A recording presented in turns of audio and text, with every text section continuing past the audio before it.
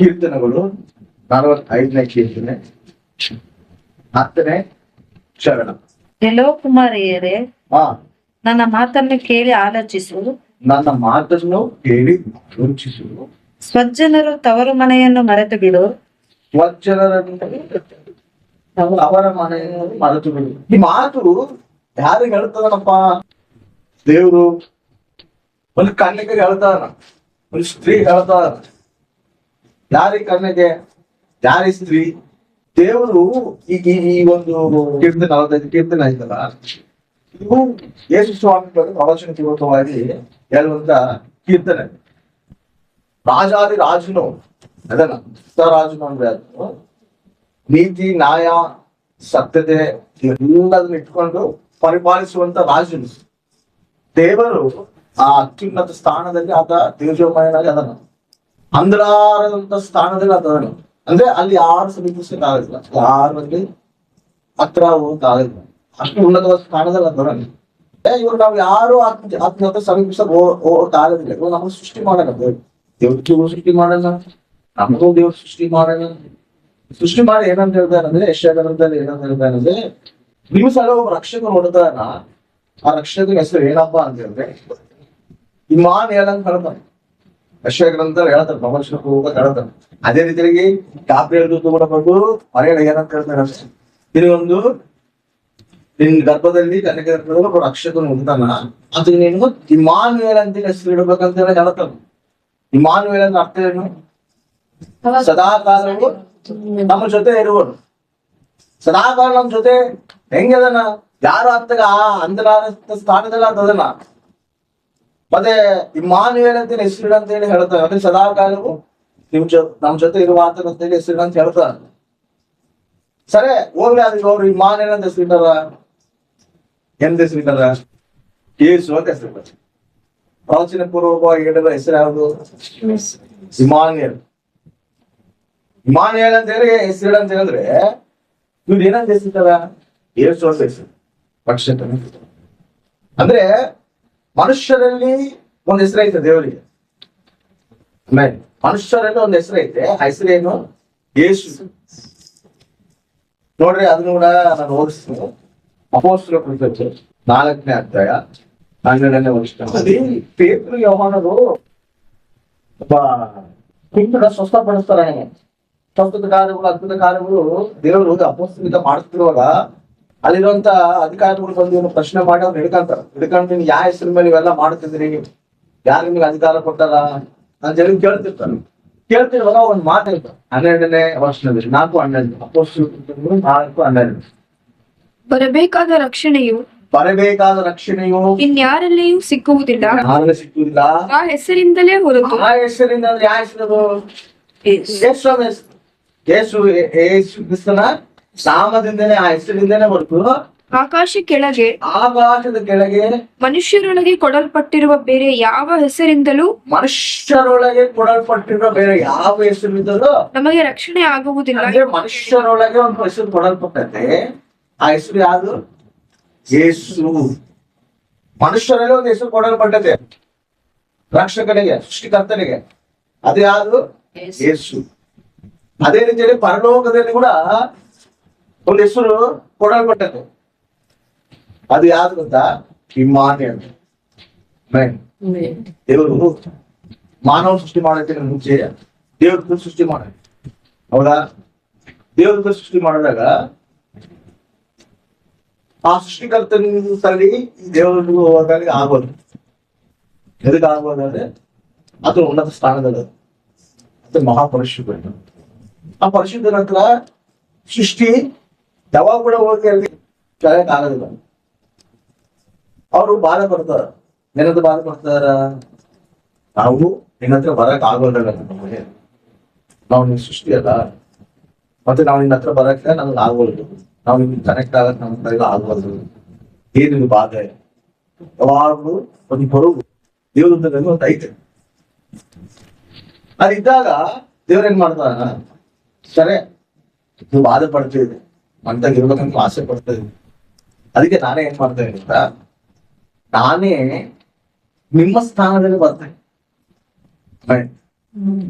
ನಾನೇ ನನ್ನಲ್ಲಿರುವಂತ ಒಂದು ಭಾಗ ನಿಮ್ಮ ಹತ್ರ ನಾನು ಬರ್ತೀನಿ. ನನ್ನ ಪ್ರತಿಬಿಂಬವಾಗಿ ನಿನಗೆ ನಿಮ್ಮ ಹತ್ರ ನಾನು ಬರ್ತೀನಿ. ಆತನೇ ಆದಿಸಂಭೂತ ನಜರೇತಿನ ಯೇಸು. ಹಲ್ಲೆಲೂಯಾ. ಆತನೇ ಏನ್ ಮಾಡೋದು ಗೊತ್ತಾ? ಆ ಒಂದು ಮಹಿಮೆನ ಕಡಿಮೆ ಮಾಡಿಕೊಂಡು ದೇವದೂತರಲ್ಲಿ ಬಂದು ನಿವಾಸಿಸ್ತದ, ಅವರೊಂದಿಗೆ ನಡೀತದ, ಅವರೊಂದಿಗೆ ಸಹಜೀವನ ಮಾಡ್ತದ, ಕೈ ಮೇಲೆ ಕೈ ಹಾಕೊಂಡು ಅವ್ರಿಗೊಂದು ಅಣ್ಣನಾಗಿ ಒಂದು ಸೃಷ್ಟಿಕರ್ತನಾಗಿ ಅವ್ರ ಹತ್ರ ಎದಾಗ ಅವ್ರು ಸೃಷ್ಟಿ ಮಾಡಿರೋದು ಕೂಡ ಯೇಸು ಸ್ವಾಮಿನೇ. ಆಮೇಲೆ ಹಲ್ಲೆಲೂಯಾ. ಅವ್ರ ಹತ್ರ ಆ ರೀತಿಯಾಗಿ ಅಕ್ಷರವಾಗಿ ಅದ ನಮ್ಮ. ಅದಕ್ಕೆ ಯೋಗ ಗ್ರಂಥದ ಒಂದು ಮಾತೈತೆ. ಯೋಗ ಗ್ರಂಥವು 23ನೇ ಅಧ್ಯಾಯ 23ನೇ ವರ್ಷ. ಮನುಷ್ಯ ಕರ್ತವ್ಯವನ್ನು ತೋರಿಸತಕ್ಕ ಸಹಸ್ರ ದೂತರಲ್ಲಿ ಒಬ್ಬನು. ಯಾರಲ್ಲಿ ಒಬ್ಬನಂತ? ಮನುಷ್ಯ ಕರ್ತವ್ಯವನ್ನು ತೋರಿಸತಕ್ಕ ಸಹಸ್ರ ದೂತದಲ್ಲಿ ಒಬ್ಬನು. ಅವನಿಗೆ ಮಧ್ಯಸ್ಥನಾಗಿ ದೂತರಲ್ಲಿ ಒಬ್ಬನು.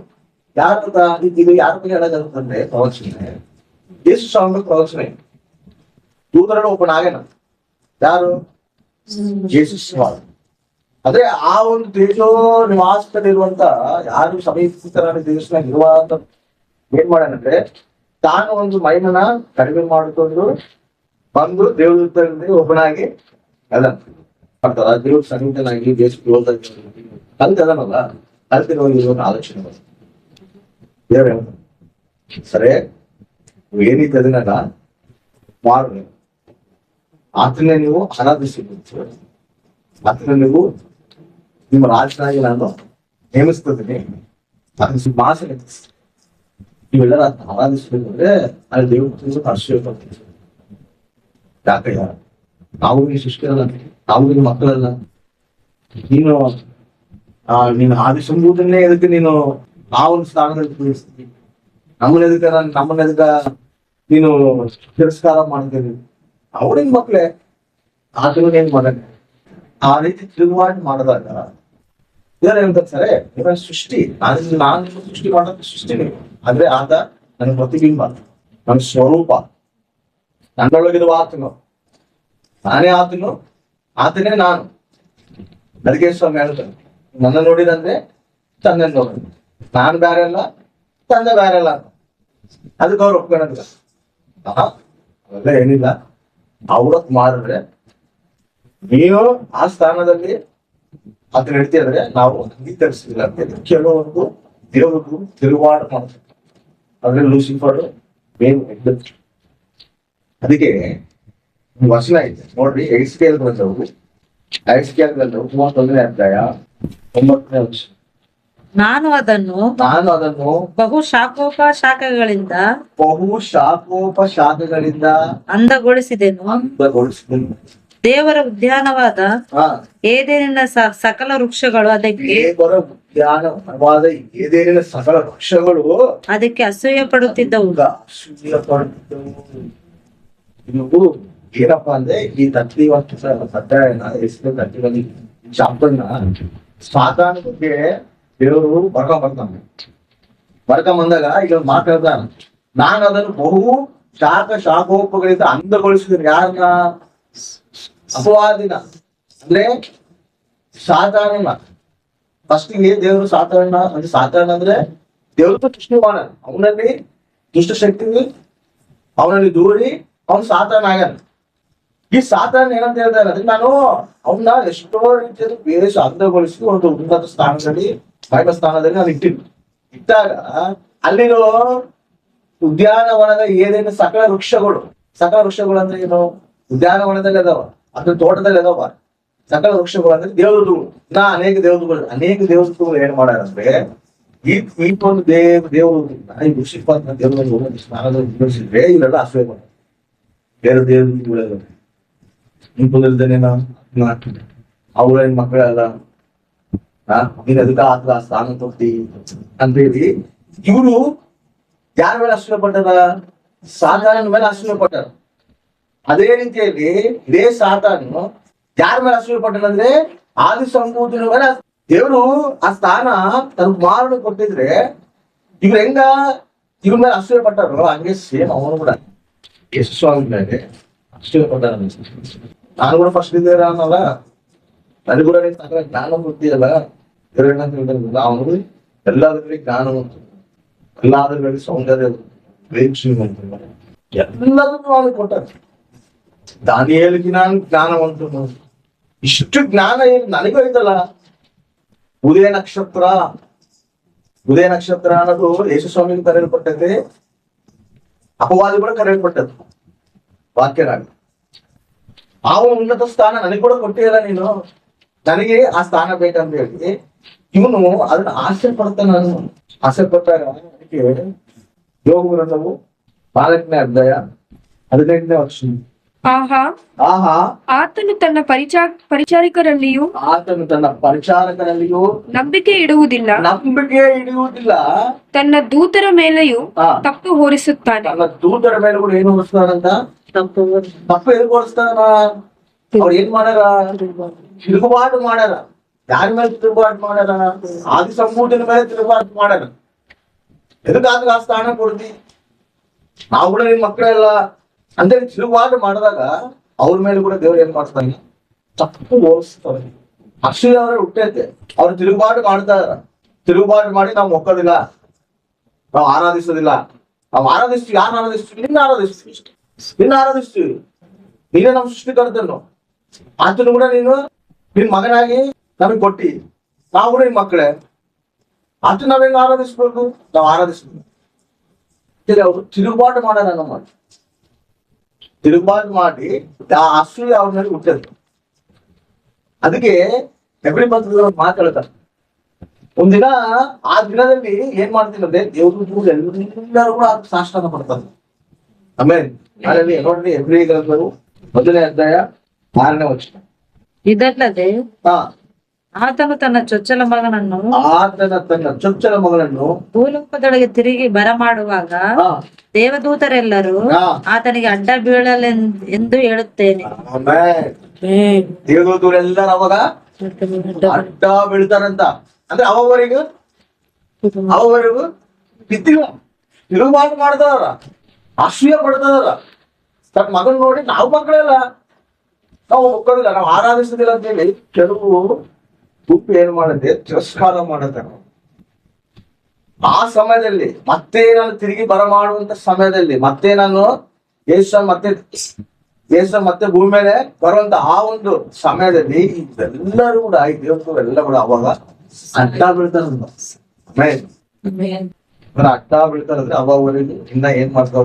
ತಿರುಗುಬಾಟು ಮಾಡ್ತಾರ. ಸ್ಥಾನದಲ್ಲಿ ನಿನ್ ಕೊಡ್ತಿ, ನಾವು ನಿನ್ನ ಮಕ್ಕಳೆಲ್ಲ. ಅರೇ ನೀವು ಸೃಷ್ಟಿಯಪ್ಪ, ನಾನು ಸೃಷ್ಟಿ ಮಾಡೀನಿ, ಅದು ನನ್ನ ಪ್ರತಿರೂಪ. ಆಮೇಲೆ ಅದು ನೀವು ಒಕ್ಕ ನೋಡ್ರಿ, ತಿರುಗುಬಾಟು ಮಾಡ್ರ ಅಸೂಯೆ ಹೋಗ್ತೈತಿ. ಅದಕ್ಕೆ ಹೇಳ್ತಾರೆ, ಆ ದಿನದಲ್ಲಿ ನನ್ನ ಒಂದು ಚೊಚ್ಚಲ ಮಗನನ್ನು ಭೂಲೋಕದಲ್ಲಿಗೆ ಬರಮಾಡುವಾಗ ದೇವದೂತರೆಲ್ಲರೂ ಆತನಿಗೆ ಅಡ್ಡ ಬಿಡ್ತಾರೆ. ಅವಾಗ ಅಡ್ಡ ಬಿಡ್ತಾರೆ. ಅವಾಗ ಪ್ರತಿಯೊಂದಕ್ಕೊಂದು ಕ್ಲಾರಿಟಿ ಕೊಡ್ತೀನಿ ಅಂತ ಹೇಳಿ ದೇವರು ಹೇಳ್ತಾರೆ. ಅಂದ್ರೆ ಎಂತ ಆ ರೀತಿ ಮನಸ್ಸಿಂದ ಬಂದ್ರೆ ದೇವರು ಯೇಸು ಸ್ವಾಮಿ ಅವ್ರಿಗೆ ಅಷ್ಟು ಸನ್ನಿಹಿತನಾಗ್ಯಾರ. ಆತನ ಹತ್ರ ತಂದೆ ಹತ್ರ ಹೋಗಿ ಬೇರೆ ಆಗೋದು. ಅದಕ್ಕೆ ದೇವ್ರ ಮಾಡೋಣ, ಆ ಮೈಂಡನ್ನ ಕಡಿಮೆ ಮಾಡಿಕೊಂಡು ಇವ್ರ ಹತ್ರ ಬಂದ.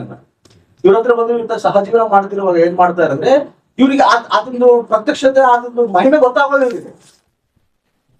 ಅದಕ್ಕೆ ತಿರುಗುಬಾಟು ಮಾಡ್ದ ಯೇಸು ಸ್ವಾಮಿ ನೋಡು. ಮತ್ತೆ ಆ ಒಂದು ಸಿಂಹಾಸನ ಬಿಟ್ಟು ಭೂಮಿ ಮೇಲೆ ಬಂದು ಎಲ್ಲರ ಹತ್ರ ಸಹಜೀವನ ಮಾಡ್ತಿರುವಾಗ ಆ ಒಂದು ಪ್ರತ್ಯಕ್ಷತೆ ಯಾರು ಅರ್ಥ ಮಾಡ್ಕೋಬಹುದು? ಕುಂಟ್ರದಲ್ಲಿ ಹೋಗ್ತಾನ, ಹುಚ್ಚು ರೋಗದಲ್ಲಿ ಹೋಗ್ತಾನ, ಪಾಪದಲ್ಲಿ ಕುತ್ಕೊಂತಾನೆ, ನೀನ್ ಶುಗರ್ದವ್ರು ಕುತ್ಕೊಳ್ತಿಲ್ಲ, ನೀನ್ ಜಕರ ಅವ್ರ ಮನೆಗೆ ಹೋಗ್ತೀಯಲ್ಲ, ಅವ್ನು ಶುಗರ್ ಇಲ್ಲ, ಅವ್ನು ಪಾಪ ಇಲ್ಲ, ನಿನ್ಗೆ ಗೊತ್ತಿಲ್ಲನಾ? ಅಲ್ಲಿ ಎಷ್ಟು ಸಹಜೀವನ ಮಾಡ್ತಾನೆ, ಎಷ್ಟು ಕಲ್ತೋಗಾನೆ. ಇಮ್ಮಾನುವೇಲ್ ಅಂದ್ರೆ ನಾನು ಸದಾ ಕಾಲವು ನಿಮ್ಮ ಸಂಗಡ ಇರ್ತೀನಿ. ಯಾರ ಇರ್ತೀನಿ ಪ್ರಭು? ಎಲ್ಲರದಲ್ಲಿ ಇರ್ತೀನಿ. ನಾನು ಐಶ್ವರ್ಯವಂತರದಲ್ಲಿ ಇರ್ತೀನಿ, ದೀನರದಲ್ಲಿ ಇರ್ತೀನಿ, ಅಧಿಕಾರಿಗಳದಲ್ಲಿ ಇರ್ತೀನಿ, ಪಾರಿಸರದಲ್ಲಿ ಇರ್ತೀನಿ, ರೋಗಿಷ್ಠರದಲ್ಲಿ ಇರ್ತೀನಿ, ಆರೋಗ್ಯದಲ್ಲಿ ಇರ್ತೀನಿ, ಎಲ್ಲರದಲ್ಲಿ ನಾನು ಇರ್ತೀನಿ. ಎಲ್ಲರದಲ್ಲಿ ನಾನು ಕಲಿತೀನಿ. ಆ ಕಲಿಯುವಾಗ ಆವತ್ತಿನ ಒಂದು ಪ್ರತ್ಯಕ್ಷತೆ ಆದ ಒಂದು ಮೈಂಡ್ ಸೆಟ್ ತಿಳ್ಕೊಂಡ್ರ ಅದನ್ನ ಚೂರ ತಳ್ತಾರ. ನಮಗೆ ಬೇಡ. ಅದಕ್ಕೆ ಇಷ್ಟ ಏನ್ ಮಾಡೋದು? ನಮಗೆ ಬೇಡ.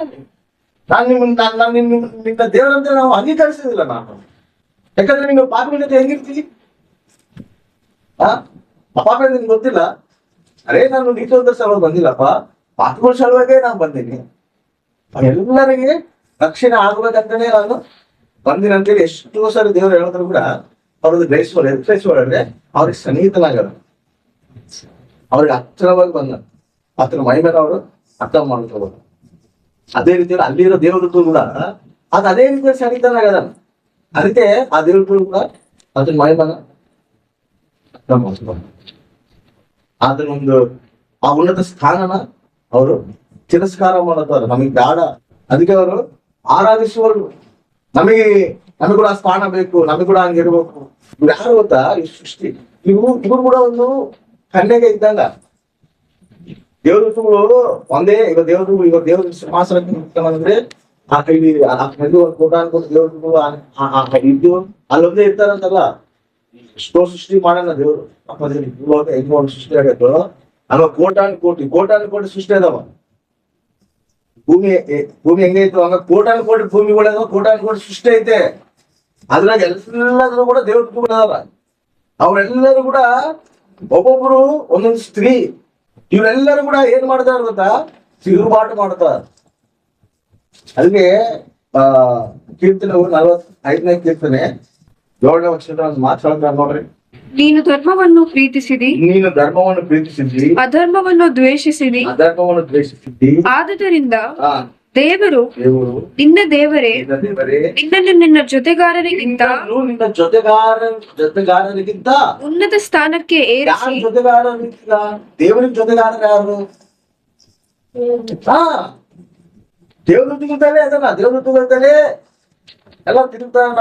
ಅದನ್ನ ಆ ಒಂದು ಮಹಿಮ ಸ್ಥಾನ ಬಿಟ್ಟು ಬಂದು ಸಹಜೀವನ ಮಾಡ್ತಾರೆ. ಎಲ್ಲರೂ ಸಹಜೀವನ ಮಾಡ್ತಿರೋದು ಏನ್ ಮಾಡ್ತಾರೆ? ತಿರುಗಾಟ ಮಾಡ್ತಾರೆ.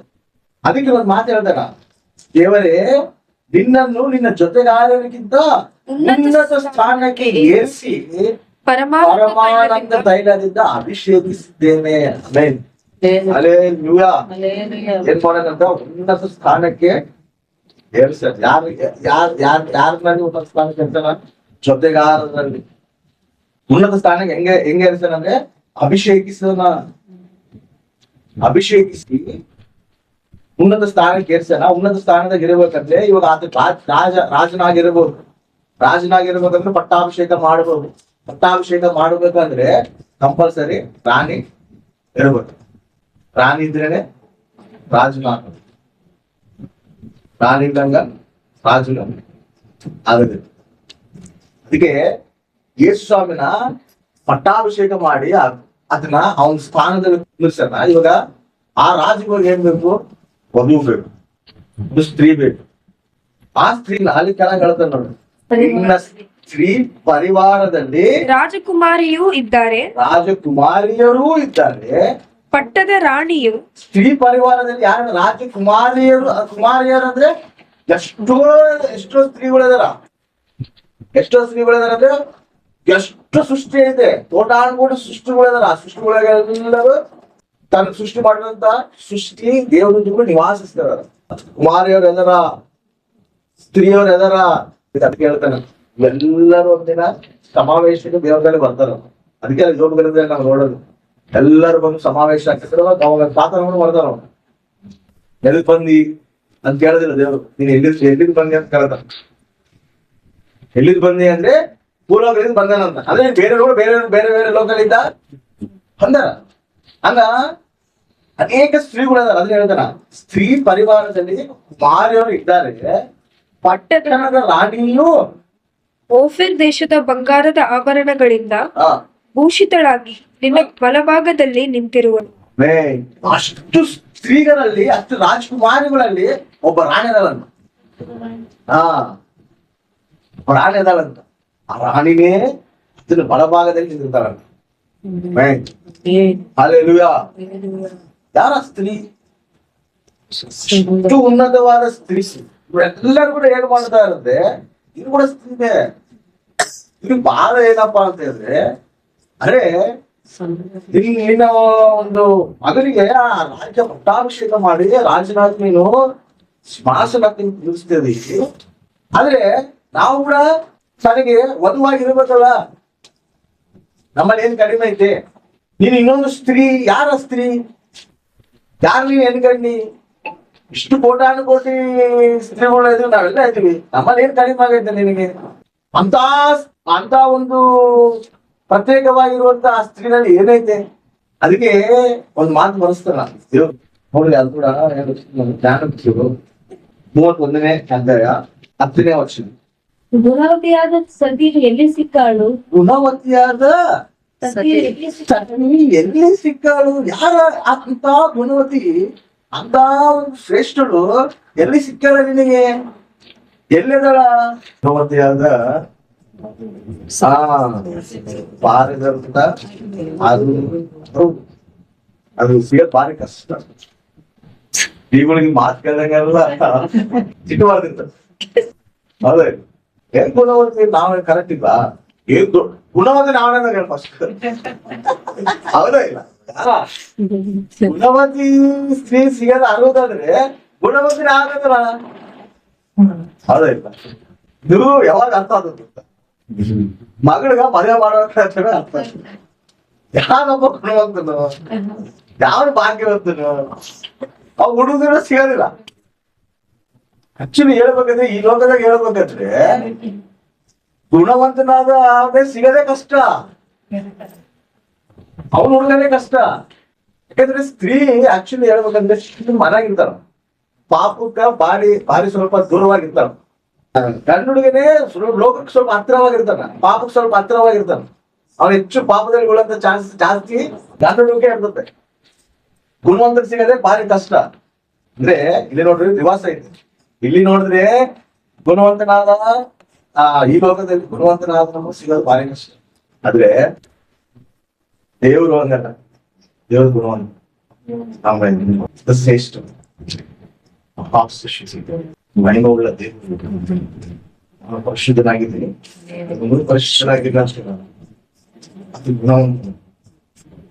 ಇಲ್ಲಿ ಗುಣವಂತರು ಸಿಗದೆ ಕಷ್ಟ. ಆದ್ರೆ ಆದಾಗ ಗುಣವಂತಿಯಾದ ಸ್ತ್ರೀ ಸಿಗೋದು ಕಷ್ಟ. ಆತ ಗುಣವಂತನೇ, ಆತ ನ್ಯಾಯವಂತನೇ, ಆತ ನೀತಿವಂತನೇ, ಆತ ಶ್ರೇಷ್ಠನೇ, ಪರಿಶುದ್ಧನೇ. ಆದ್ರೆ ಆತಗ ಸ್ತ್ರೀ ಸಿಗೋದು ಹರಿದೋಗಿ ಹುಡುಕ್ತಾನ, ಎಲ್ಲಾ ಸೃಷ್ಟಿ ನೋಡ್ತಾ. ಇವ್ರು ಕನ್ನೆಗಿರೆ ಸ್ತ್ರೀನೇ, ಇವ್ರು ರಾಣಿಗಳೇ. ಹೌದಾ ಇಲ್ಲ? ಇವ್ರು ಕನ್ನೆಗಿರ ಅರ್ಥ ಏನು? ಶ್ರೇಷ್ಠರು. ಅವರಲ್ಲಿ ಏನ್ ಪಾಪ ಇಲ್ಲ, ಅವ್ರಲ್ಲಿ ಏನು ತಪ್ಪಿಲ್ಲ. ಶ್ರೇಷ್ಠರೇ. ಶ್ರೇಷ್ಠರಾದ್ರೂ ಕೂಡ ಅದು ಇಷ್ಟ ಆಗ್ಬೋದು. ಶ್ರೇಷ್ಠರಾದ್ರೂ ಕೂಡ ಆತರ ಅದು ಅಂಗೀಕರಿಸಬಲ್ಲ. ಅದು ಇವ್ರಿಗೆ ಬಾಧ. ನಮ್ಮಲ್ಲಿ ಏನ್ ಕಡಿಮೆ ಐತೆ? ಅಂತ ಸ್ತ್ರೀ ಯಾರಾದ್ರ ನಿನಗೆ? ಆ ಸ್ತ್ರೀನಲ್ಲಿ ಅರ್ಥ ಏನೈತಪ್ಪ ಅಂತಂದ್ರೆ ಇದೇ 30ನೇ 29ನೇ 31ನೇ ಅಧ್ಯಾಯ 29ನೇ ವರ್ಷ. ಪತಿಯಂತಹ ಬಹುಮತಿ ಸ್ತ್ರೀಯರು ಗುಣವತಿಯರಾಗಿ ನಡೆದಿದ್ದಾರೆ, ಅವರೆಲ್ಲರಿಗಿಂತಲೂ ನೀನೇ ಶ್ರೇಷ್ಠ ಎಂದು ಆಕೆಯನ್ನು ಕೊಂಡಾಡುವನು. ಏನಂತ? ಎಲ್ಲರೂ ಕೂಡ ಸ್ತ್ರೀಯರು ಗುಣವತಿಯಾಗಿದ್ದಾರಂತ, ಕೆಟ್ಟವರಾಗಿದ್ದಾರ ಅಂತ ಹೇಳ್ದ ಇಲ್ಲ. ಎಲ್ಲಾ ಸ್ತ್ರೀಗಳು ಕೂಡ ಗುಣವಂತರಾಗೇ ನಡೆದಾರ. ಅವರಿಗಿಂತಲೂ ನೀನು ಶ್ರೇಷ್ಠರು ಅಂತ ಹೇಳ್ದ. ಅಲ್ಲೆಲ್ಲ ಯಾರ ಸ್ತ್ರೀ ಅಂದ್ರೆ ವಧು ಸಂಘ. ಅವೇ ಆಕ್ಚುಲಿ ನೋಡ್ಬೇಕಂದ್ರೆ ಭೂಲೋಕದಾಗಿರೋ ಪಾಪ ಎಲ್ಲ ಇಡೀ ಸೃಷ್ಟಿನಾಗ ಅವ್ರು ನೋಡೋ ಸೃಷ್ಟಿ ಎಲ್ಲ ನೋಡಿದ್ರೆ ಭೂಲೋಕದಾಗಿರೋ ಪಾಪ ಇಲ್ಲ. ಅದ್ರಾಗಿ ಏನ್ ನಡ್ತದಪ್ಪ ಅವ್ರು ಹೇಳ್ತಾರೆ ಗೊತ್ತಾ? ಬಹು ಮನುಷ್ಯರು ಗುಣವತಿಯರು ಇದಾರ. ಗುಣವತಿಯರು ಅವ್ರಿಗಿಂತ ನೀವೇ ಶ್ರೇಷ್ಠ. ಈ ಪಾಪದಲ್ಲಿರುವಂತ ಆದಾಮ ಸ್ವಭಾವದಿಂದ ಬಂದಿರುವಂತ ಪಾಪ ಸ್ವಭಾವ ದೇವರು ತನ್ನ ಭಕ್ತರಿಂದ ಮೋಚಿಸಿ ತನ್ನ ವಧು ಸಂಘವಾಗಿ ನಮ್ಮನ್ನ ಮಾಡಿಕೊಂಡು ಶುದ್ಧೀಕರಿಸ. ಅದಕ್ಕೆ ಹೇಳ್ತಾರೆ, ನಾನು ಹಿಂಗೆ ಅಭಿಷೇಕಿಸುವುದಿದ್ರೆ ರಕ್ತ ಬೋಳಲಿದ್ದ ನನ್ನ ಅಭಿಷೇಕಿಸ್ತೀನಿ. ಆ ಪರಿಶುದ್ಧ ರಕ್ತನ ಯಾರ ಮೇಲೆ ಸುರಿಸಾನಂದ್ರೆ ನಮ್ಮ ಮೇಲೆ ಸುರಿಸಾನ. ನಮ್ಮ ಮೇಲೆ ಸುರಿಸಿ ನಮ್ಮನ್ನ ಪರಿಶುದ್ಧರಾಗಿ ಮಾಡಿ ಸಂಘ ಕನ್ಯೆಗಾಗಿ ನಮ್ಮನ್ನ ಮಾಡಬೇಕು. ನಮ್ಮನ್ನು ಇಷ್ಟಪಡ್ತದ. ಅವ್ರು ಅದೇ ಬಾಧೆ ಬೀಳ್ತದ. ಅರೇ ನಮ್ಮಲ್ಲಿ ಏನು ತಪ್ಪೈತಯ್ಯ, ಕರೆಕ್ಟ್ ಇದೀವಲ್ಲ ಎಲ್ಲ ನಿಂತೇಳಿ ನಾವು ಕರೆಕ್ಟಾಗಿ ನಡೀತೀವಿ ಮತ್ತೆ ಪರಮಗಿಂತರು ಮಾತು ಬರ್ತಾರೆ. ಪರಮಗಿಂತರು 6ನೇ ಅಧ್ಯಾಯ 8ನೇ ವಚನ. 60 ಮಂದಿ ರಾಣಿಯರು 80 ಜನ ಉಪಪತ್ನಿಯರು ಲೆಕ್ಕವಿಲ್ಲದ ಯುವತಿಯರು ನನಗುಂಟು. ಎಷ್ಟು ಜನ ಅದಾರಂತ? 60 ಮಂದಿ ರಾಣಿಯರು 60 ಮಂದಿ ರಾಣಿಯರದಾರಂತ, 80 ಮಂದಿ ಉಪಪತ್ನಿಯರು, ಲೆಕ್ಕವಿಲ್ಲದ ಯುವತಿಯರು ನನಗೆ ಗೊತ್ತು. ನನ್ನ ತಾಯಿ ಹಾ ನನ್ನ ನಿರ್ಮಲೆಯು ಹಾ ಒಬ್ಬಳೇ, ಬರೇ ನನ್ನ ತಾಯಿಗೆ ಏಕಪುತ್ರಿಯು, ಹೇಗೆ ಬುದ್ಧಿಯು ಹೆತ್ತವಳಿಗೆ ಆಪ್ತಳು. ಯುವತಿಯನ್ನು ನೋಡಿದಾಗ ಧನ್ಯಳೆಂದು ಹೇಳಿದರು. ಇವತ್ತಿವ್ರೆಲ್ಲರೂ ನೋಡಿ ಏನಂತ ಹೇಳಿದಾರ? ಧನ್ಯಳು. ಅವರೆಲ್ಲ ನೋಡಿ ಏನಂತ ಇದು ಧನ್ಯಳಿಕೆ. ನಮ್ಮ ನೋಡಂತ ಧನ್ಯರು. ಈ ಸ್ಥಾನ ದೇಶಸ್ವಾಮಿ ಪಟ್ಟಾಭಿಷೇಕ ಮಾಡಿಸೋದು, ತನ್ನ ರಾಜ್ಯನ ನೀತಿ ರಾಜ್ಯ ಪರಿಪಾಲನೆ ಮಾಡಾಗ ಅದ್ರ ಪಕ್ಕಕ್ಕಿರಾಗ ಎಷ್ಟು ಕೋಟಿ ನಡಕದ ನೋಡ್ರಿ. ಎಷ್ಟೋ ಕೋಟಿ ಸ್ತ್ರೀಗಳು ಇದಾರ. ಅದರಲ್ಲೂ ಕೂಡ ಶ್ರೇಷ್ಠವಾದವಳು ಒಬ್ಬಳನ್ನ ಇಷ್ಟ ಆಗ ಯಾರಪ್ಪ ಅಂದ್ರೆ ಭೂಲೋಕದಲ್ಲಿ ಆದಾಮ ಸ್ವಭಾವದ ಪಾಪ ಸ್ವಭಾವದಿಂದ ಬಂದು ಸ್ತ್ರೀನ ದೇವರು ತನ್ನ ಪರಿಶುದ್ಧಪಡಿಸಿ ತನ್ನ ಒಂದು ಸಿಂಹಾಸನಾಗ ನಮಗೆ ಅವ್ರು ಕೃಪೆ ಕೊಟ್ಟದ್ರಿ. ಆ ಸ್ಥಾನ ಸಲುವಾಗ ಎಷ್ಟೋ ಸ್ತ್ರೀಗಳು ಜಗಳಾಡ್ತಾರ, ಎಷ್ಟೋ ಸ್ತ್ರೀಗಳು ತಿರುಗಾಟ ಮಾಡ್ತಾರ. ನಮ್ಗೆ ಎದಕ್ಕಿಲ್ಲ ಅದು. ದೇವರು ಆ ಒಂದು ಸಿಂಹಾಸನ ತನ್ನ ಪಕ್ಕ ನಾವು ಇಷ್ಟು ಭಾಗ್ಯವಂತರು. ದೇಶದಲ್ಲಿ ನಂಬಿಕೆವಿರ, ರಕ್ಷಣೆಯಲ್ಲಿ ಬಂದಿರ ಅಂತ ರಕ್ಷಣೆ ಬಂದಿರೋದಲ್ಲ, ಸಿಂಹಾಸನ ಪಕ್ಕ ಆ ಸ್ಥಾನ ಸಲುವಾಗಿ ಎಷ್ಟೋ ವರ್ಷಗಳಿದ್ದ, ಎಷ್ಟೋ ಕಾಲಗಳಿದ್ದ ಯುದ್ಧ ನಡೆಯೋದು ಎಲ್ಲಿ? ಪರಲೋಕದಲ್ಲಿ. ಅದಕ್ಕೆ ತಿರುಗಾಟ ಮಾಡಿರೋದು ಅಪವಾದಿ, ಅದಕ್ಕೆ ತಿರುಗಾಟ ಮಾಡಿರೋದು. ದೇವ್ರು ತಿರುಗಾಟ ಮಾಡಿ ಅವನು ಅಲ್ಲಿಂದ ಡಬ್ಬಲ್ ಕಟ್ಟಿರೋದು. ದೇವರು ಶ್ರೇಷ್ಠವಾದ ಸಸ್ಯ ಕಣ್ಯತನ ನಮ್ಮ ಬೇರೆ ಎಣಿಕಣ್ಣ ಇದಾಗ ಎಣಿಕಣ್ಣನಪ್ಪ ಅಂತ ಹೇಳಿದ್ರೆ ಒಂದು ಮಾತು ಹೇಳ್ತಾನ. ಏನೈತಪ್ಪ ಆತನ ಅಕ್ಕಿ ಅಂತ ಹೇಳಿದ್ರೆ ಒಂದು ಎಮ್ಮೀನಿಯನ್ನು ನನ್ನ ಸ್ಥಾನದ ಮಧ್ಯದಲ್ಲಿ ರಕ್ತಗೋಳ. ಎಣ್ಣಿನ ಅಂದ್ರೆ ತನ್ನ ರಾಜು, ತನ್ನ ಪ್ರಿಯುನಿಗೆ ಪ್ರಿಯುರಾಳು ಹೇಳ್ತಾರ, ನಿನ್ನ ನನ್ನ ಎದೆಗೆ ನನ್ನ ಹಚ್ಕೊಂಡಿದ್ದೆ, ಅದ್ರಾಗ ನಿನ್ನ ಒಂದು ರಕ್ತ ಶ್ವಾಸಗೆ ನಾನು ಹಾಕದೆ, ನನ್ನ ಎದೆಗೆ ಹಚ್ಕೊಂಡು ನಾನು ಎದೆಗೆ ಹಚ್ಕೊಂಡಿದ್ದಿ, ನಿನ್ನ ರಕ್ತನೆಲ್ಲ ನನಗೆ ಅಂದ್ರೆ ಅದು ನಾನು ಅನುಭವಿಸ್ತೇನೆ ಅಂತ ಹೇಳ್ತಾರೆ. ಅಂದ್ರೆ ಈ ಕನ್ಯೆಗೆ ಪ್ರಿಯುನಿಗೆ ಹೇಳ್ತಾರ, ಈ ಪ್ರಿಯುನಿಗೆ ಹೇಳ್ತಾರ. ಅಂದ್ರೆ ನಾವು ಪ್ರಿಯುನಿ ಯಾರು? ಕ್ರಿಸ್ತು. ನಾವು ಅದನ್ನ ಎದಕ್ಕೆ ಹಚ್ಕೊಂಡಿವಿ, ನಾವು ಅದನ್ನ ಸ್ವೀಕರಿಸಿವಿ. ತನ್ನ ರಕ್ತ ನಮ್ಮನ್ನ ತೊಳೆದ ಪರಿಶುದ್ಧಪಡಿಸ್ತೀವಿ. ಎದಕ್ಕೆ ನಮ್ಮನ್ನ ಅಷ್ಟು ಶ್ರೇಷ್ಠವಾಗಿ ದೇವರು ಎಣಿಸ್ತಾನೆ ಅಂದ್ರೆ ನಮ್ಮಲ್ಲಿ ಏನು ಕಾಣ್ತದೆ ಅಂದ್ರೆ ನಾವು ಕಾಣದಿಲ್ಲ, ಕ್ರಿಸ್ತ ರಕ್ತ ಕಾಣ್ತದೆ. ಆ ಕ್ರಿಸ್ತು ಆ ರಕ್ತ ಪ್ರೋಕ್ಷಣೆ ದೇವರು ನಮ್ಮ ಮೇಲೆ ಮಾಡೋಣ. ಅದಕ್ಕೆ ನಾವು ಪರಲೋಕ ರಾಜ್ಯದಲ್ಲಿ ಹೋಗೋ ನಮ್ಗೆ ಗೇಟ್ ಪಾಸ್ ಏನಂದ್ರೆ ಕ್ರಿಸ್ತ ರಕ್ತನೇ. ಆ ರಕ್ತನಿಂದನೇ ನಾವು ನೀತಿವಂತರಾಗಿ, ಆ ರಕ್ತನಿಂದನೇ ನಾವು ಪರಲೋಕ ರಾಜ್ಯಕ್ಕೆ ಪಾತ್ರರಾಗಿವಿ, ಆ ರಕ್ತನಿಂದನೇ ನಾವು ಪರಿಶುದ್ಧರಾಗಿವಿ. ಪರಿಶುದ್ಧ ಕನ್ಯಾಗಾಗಿ ದೇವರು ನಮ್ಮನ್ನ ಎನ್ನಿಸೋಣ. ಆ ಉನ್ನತವಾದ ಭಾಗ್ಯದ ನಮ್ಗೆ ಕೊಟ್ಟಣ. ಆ ಸಿಂಹಾಸನ ಅಧಿಕಾರನ ಆಳುವಂತ ಕೃಪೆ ದೇವರು ನಮಗೆ ಅನುಗ್ರಹಿಸಿ. ಇನ್ನ ಏನ್ ಶ್ರೇಷ್ಠತೆ ಐತಪ್ಪ ಈ ಸ್ತ್ರೀರಲ್ಲಿ ಅಂದ್ರೆ, ನಾನು ಆ ದಿನದಲ್ಲಿ ನಾನು ಮತ್ತೆ ಬರುವಾಗ ನಾನು ನನ್ನ ಒಂದು ಸಂಘದ ಮೇಲೆ ನಾನು ಏನ್ ಮಾಡ್ತೀನಿ ಅಂದ್ರೆ ನನ್ನ ಆತ್ಮವಶನ್ನು ನಾನು ಎಲ್ಲರ ಮೇಲೆ ಸುರಿಸ್ತೀನಿ. ನಮ್ಮ ಒಳಗಿಟ್ಟು ತನ್ನ ಆತ್ಮನ ನಮ್ಮ ಒಳಗಿಟ್ಟು ಆತ್ಮ ಆ ಒಂದು ವರ್ಷನ ನಮ್ಮ ಮೇಲೆ ಕುಮ್ಮರಿಸ್ತಾನ, ನಮ್ಮ ಸುರಿಸ್ತಾನಂತ. ಎಂತ ಅಪೋಸ್ತಲ ಕೃತ್ಯಗಳು ಲಾಸ್ಟ್ ಅಪೋಸ್ತಲ ಕೃತ್ಯಗಳು 2ನೇ ಅಧ್ಯಾಯ 18ನೇ ವರ್ಷ. ಇದಲ್ಲದೆ ಆ ದಿನಗಳಲ್ಲಿ ನನ್ನ ದಾಸ ದಾಸಿಯರು ಮೇಲೆಯೂ ನನ್ನ ಆತ್ಮವನ್ನು ಸುರಿಸುವೆನು. ಏನ್ ಮಾಡ್ತಾನಂತ? ಆ ದಿನಗಳಲ್ಲಿ ನನ್ನ ದಾಸಿಯರ ಮೇಲೆಯೂ ನನ್ನ ಆತ್ಮವನ್ನು ಸುರಿಸುವನು. ಆ ದಿನಗಳಂದ್ರೆ ಏನು? ಯಾವಾಗ ಯೇಸು ಸ್ವಾಮಿ ಬಂದು ಸಸ್ಯ ಪುನರುತ್ಥಾನ ಗೆದ್ದನೋ ಆ ದಿನದಲ್ಲಿ ಏನ್ ಮಾಡಿದ್ರೆ ನಾನು ದಾಸರಾಜರ ಮೇಲೆ ನಾನು ಆತ್ಮವನ್ನು ಸುರಿಸ್ತೀನಿ. ಆಮೇಲೆ ಆತ್ಮವನ್ನು ಸುರಿಸ್ತೀನಿ ಅಂದ್ರೆ ತನ್ನ ಆತ್ಮ ಸುರಿಸಿ ತನ್ನ ಆತ್ಮನಿಂದ ತನ್ನ ಆತ್ಮ ವರ್ಷದಿಂದ ನಮಗೆ ಜ್ಞಾನವನ್ನು ಕೂಡ ದೇವರು ನಮಗೆ ಇಷ್ಟ. ಏನು ಜ್ಞಾನ ಅಪ್ಪ ಅಂದ್ರೆ ವಾಕ್ಯ ಜ್ಞಾನ, ದೈವಿಕ ಜ್ಞಾನ. ಆ ಒಂದು ಕನ್ಯಕೆಗಳಿಗೆ ಇಳಿದೇನು, ಈ ಒಂದು ಕನ್ಯಕೆಗೆ ಇಷ್ಟವಾಗಿರೋದು ಏನು, ಈ ಕನ್ಯಕದಲ್ಲಿ ಏನೈತಪ್ಪ ಅಂತ ಹೇಳಿದ್ರೆ, ಈ ಕನ್ಯಕದಲ್ಲಿ ಸಂಘ ಕನ್ಯಕದಲ್ಲಿ ಏನೈತಂದ್ರೆ ದೈವಿಕ ಜ್ಞಾನ ಐತಿ. ಅವ್ರಿಗೆ ಅದಿಲ್ಲ. ದೇವ್ರಿಗೆ ಸನ್ನಿಧರಾಗ್ಯಾರ, ದೈವ ಜ್ಞಾನ ಅವ್ರ ಹತ್ರ ಇಲ್ಲ. ದೈವ ಕುಮಾರನ ಜ್ಞಾನ ಅವ್ರ ಹತ್ರ ಇಲ್ಲ. ದೈವ ಕುಮಾರ ಜ್ಞಾನ ಇಲ್ಲ కాబట్టి ಅವ್ರು ದೈವ ಕುಮಾರನಿಗೆ ತಿರುಗುಮಾಟ ಮಾಡ್ಯಾರ. ದೈವ ಕುಮಾರನ ಬಗ್ಗೆ ಜ್ಞಾನ ಐತಿ కాబట్టి ನಾವು ದೇವರಿಗೆ ಹತ್ರ ಆಗಿ, ಸೃಷ್ಟಿಕರ್ತನಿಗೆ ಹತ್ರ ಆಗಿ, ತಂದೆಗೆ ಹತ್ರ ಆಗಿ, ಕುಮಾರನಿಗೆ ಹತ್ರ ಆಗಿ, ಪರಿಶುದ್ಧಾತ್ಮಗೆ ನಾವು ಸನ್ನಿಹಿತರಾಗಿ. ಹೆಂಗ್ ಸನ್ನಿಹಿತರಾಗಿ ಈ ಸಂಘ ಕನ್ಯಕದಲ್ಲಿ ಏನ್ ಶ್ರೇಷ್ಠತೆ ಐತೆ ಅಂದ್ರೆ ದೈವಿಕ ಜ್ಞಾನ ಐತೆ, ವಾಕ್ಯ ಜ್ಞಾನ ಐತೆ, ದೈವ ಕುಮಾರನ ಬಗ್ಗೆ ಜ್ಞಾನ ಐತೆ. ಈ ವಧುಗ ಬಂಗಾರದಿಂದ ಅಲಂಕಾರ ಧರಿಸಲಂತೆ. ಧರಿಸ್ಕೊಂಡು ಆ ರಾಜನ ಮುಂದೆ ಬಂದು ನಿಂತ್ಕೊಂಡಲ್ಲ. ರಾಜನ ಮುಂದೆ ನಿಂತ್ಕೊಂಡಾಗ ಬಂಗಾರ ಧರಿಸ್ಕೊಂಡಲ್ಲ. ಬಂಗಾರ ಧರಿಸ್ಕೊಂಡಲ್ಲ, ಲೋಕ ಸಂಬಂಧವಾಗಿರುವಂತ ಬಂಗಾರ ಅಲ್ಲ, ಆತ್ಮ ಸಂಬಂಧವಾಗಿರುವಂತ ವಾಕ್ಯ ಬಂಗಾರನ ಧರಿಸ್ಕೊಂಡಲ್ಲ. ಆತ್ಮ ಸಂಬಂಧವಾದ ವಾಕ್ಯ ಜ್ಞಾನ ಧರಿಸ್ಕೊಂಡಲ್ಲ. ಲೋಕ ಸಂಬಂಧವಾದ ಜ್ಞಾನ ಅಲ್ಲ, ಲೋಕ ಸಂಬಂಧವಾದ ಬಂಗಾರ ಅಲ್ಲ. ಅದಕ್ಕೆ ಎಸ್ತೇರ್ ಕೂಡ ರಾಜನು ಆ ಎಸ್ತೇರ್ ಮೆಚ್ಕೋಬೇಕಂದ್ರೆ ಆಕಿ ಬಂಗಾರನ, ಲೋಕ ಸಂಬಂಧವಾದ ಬಂಗಾರನ ತೃಣೀಕರಿಸ್ತಾಳ. ರಾಜನ ಹತ್ರ ಇರುವಂತ ಇರುವಾಕಿ ಏನದಲ್ಲ ಅಕ್ಕಿದಲ್ಲಿ ಏನಾಯ್ತು ಅದನ್ನ ಮಾತ್ರ ಇಷ್ಟಪಟ್ಟಲ್ಲ, ಅದನ್ನ ಮಾತ್ರ ಧರಿಸ್ಕೊಂಡಲ್ಲ. ಇನ್ನು ಬೇರೆ ಬಂಗಾರಗಳೆಲ್ಲ ತೃಣೀಕರಿಸಲ್ಲ. ಅದಕ್ಕೆ ರಾಜನ ಇಷ್ಟಪಟ್ಟಲ್ಲ. ಅದೇ ದೇವತಲ್ಲಿರುವಂತ ಆ ದೇವತಲ್ಲಿರುವಂತ ಕುಮಾರನಲ್ಲಿರುವಂತ ಜ್ಞಾನನ ನಾವು ಸಂಪಾದಿಸ್ಕೊಂಡಿವಿ కాబట్టి, ಲೋಕ ಜ್ಞಾನ ನಾವು ಬ್ಯಾಡ ಅನ್ಕೊಂಡಿವಿ కాబట్టిನೇ ಈ ಜ್ಞಾನ ನಮ್ಮ ಹತ್ರ ಐತೆ కాబట్టిನೇ ದೇವರು ನಮ್ಮನ್ನು ಇಷ್ಟಪಟ್ಟ. ಆಮೇಲೆ ಸಂಗನ ಆಸೆ ಪಟ್ಟ.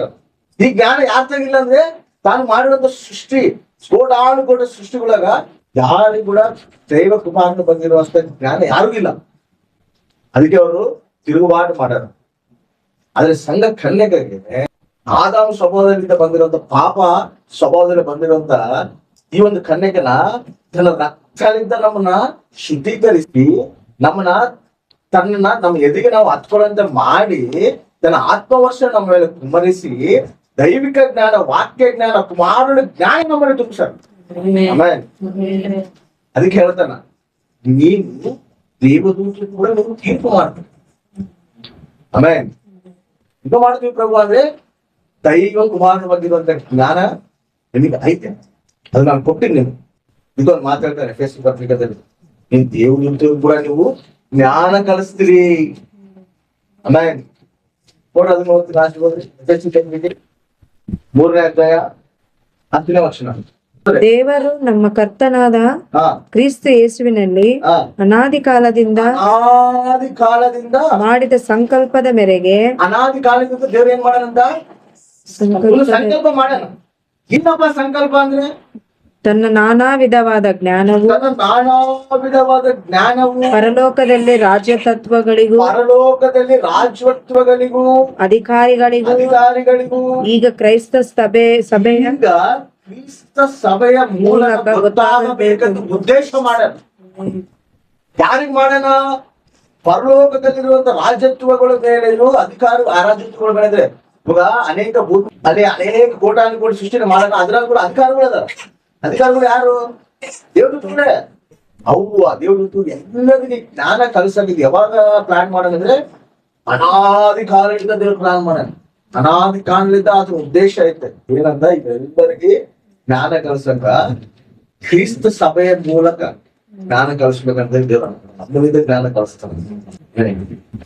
ಅಮೂಲ್ಯದ ಜ್ಞಾನ ಕಲಿಸ್ತಾನ ಅಂದ್ರೆ ನಮ್ಮಲ್ಲಿ ಏನು ಜ್ಞಾನಪ್ಪ ಐತಂದ್ರೆ ದೈವಿಕ ಜ್ಞಾನ, ಕುಮಾರನ ಬಗ್ಗೆ ಇರುವಂತ ಜ್ಞಾನ. ಅದಕ್ಕೆ ನಾವು ಯೇಸು ಸ್ವಾಮಿ ಬಗ್ಗೆ ತಿಳ್ಕೊಂಡು ಆತನೇ ನಮ್ಮ ರಕ್ಷಿಸೋದು. ಆತ ಇಲ್ಲಾಂದ್ರೆ ನಮಗೆ ರಕ್ಷಣೆ ಇಲ್ಲ. ಆತ ರಕ್ತ ಆಶ್ರಯಿಸಿಲ್ಲ ಅಂದ್ರೆ ನಮ್ಗೆ ರಕ್ಷಣೆ ಇಲ್ಲ. ನಾವು ಪರಲೋಕ ಸೇರ್ಬೇಕಂದ್ರೆ ಆತನೇ ನಾವು ಸೇರಬೇಕು. ದೈವ ಕುಮಾರನ ಬಗ್ಗೆ ಇರುವಂತ ಜ್ಞಾನ. ಹೀಗೆ ಹೇಳ್ತಾನೆ, ನನ್ನ ಬಳಿಗೆ ಬರ್ಬೇಕಂದ್ರೆ ದೂತರೇ ನನ್ನ ಮಗಳಿದೆ ನೀವು ಬರಬೇಕು. ನನ್ನ ಮಗನ ಬಿಟ್ಟು ನೀವು ಡೈರೆಕ್ಟ್ ಬರ್ತೀನಿ ಅಂದ್ರೆ ಆಗೋದಿಲ್ಲ. ಅದಕ್ಕೆ ನನ್ನ ಮಗನ ಇಟ್ಟಿನಿ ಮಧ್ಯಸ್ಥನಾಗಿ. ಇವ್ ನನ್ನ ಮಗನೇ ತೃಣೀಕರಿಸಿದ್ರೆ ಅನ್ಕೋ, ನೀವು ನನ್ನ ಹತ್ರ ಬರಕ್ಕಾಗದಿಲ್ಲ, ಆ ಸ್ಥಾನ ನಿಮ್ಗೆ ಸಿಗೋದಿಲ್ಲ. ಆ ಸ್ಥಾನ ಯಾರಿಗೆ ಸಿಕ್ಕದಂದ್ರೆ ಸಂಘ ಕನ್ಯಕ್ಕೆ ಸಿಕ್ಕದೆ.